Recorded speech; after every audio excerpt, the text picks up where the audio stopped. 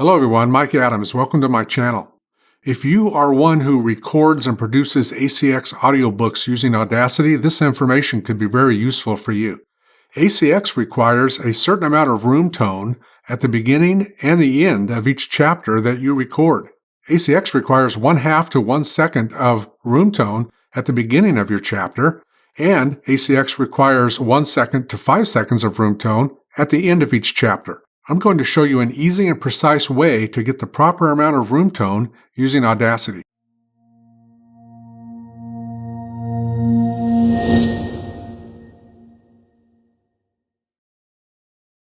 Let me draw your attention to this screen. I have an audio file recorded that's kind of meaningless. I just recorded it a few minutes ago to illustrate what I want to show you here. But I want to draw your attention down to the selection toolbar right down here.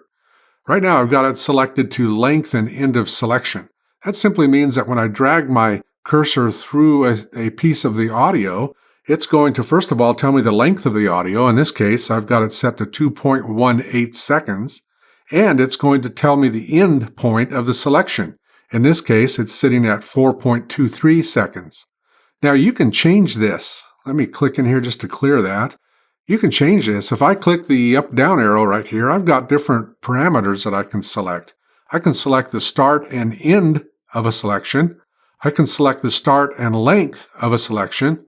I can select what I've got selected there, the length and end of a selection, or the length and center of a selection. But wait, that's not all. If I click out of there and I come down here to the actual numbers that I'm selecting, I have different options here. Right now, I've got mine selected to hours, minutes, seconds, and hundredths of seconds. You can get even more granular and go down to milliseconds, which can be really useful if you're doing music. You can also look at the number of samples. And then the options down below have to do with audio production within video, and that's beyond the scope of what we're going to do in this video.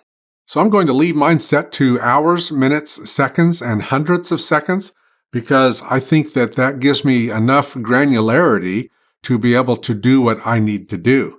So I'm going to click out of there and just close that out. Now I've still got it set to length and end of selection, but remember, ACX requires 1/2 second to 1 second of room tone at the beginning of your chapter, at the beginning of your waveform.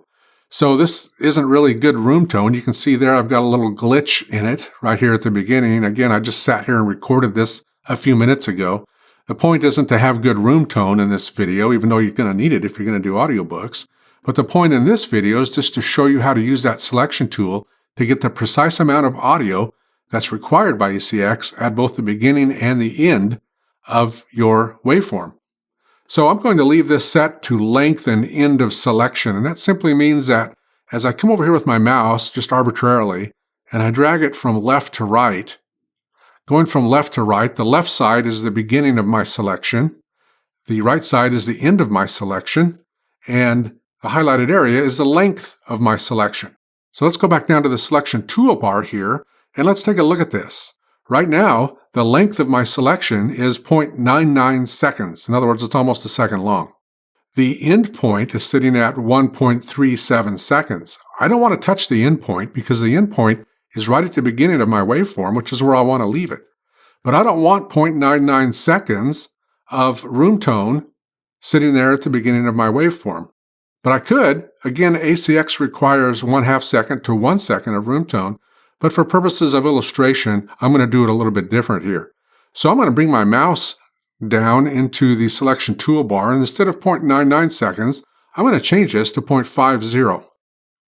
Now I know I've got exactly 1/2 second of audio selected before or at the beginning of my waveform. Now if I bring my mouse up into that highlighted area until it turns to the little hand with the finger, like that, and I hold down the mouse and I drag it back over to the beginning and I hit delete, now I've got 1/2 second of room tone, supposedly good room tone, at the beginning of my audio file. Now let me show you how to do it at the other end. If we scroll over here to this short file, and I'm going to select right here and go on through it. It doesn't really matter how long at this point. And if I come back down to my selection toolbar, I've still got it set to length and end of selection.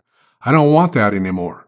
Instead, I want to select the start and length of the selection.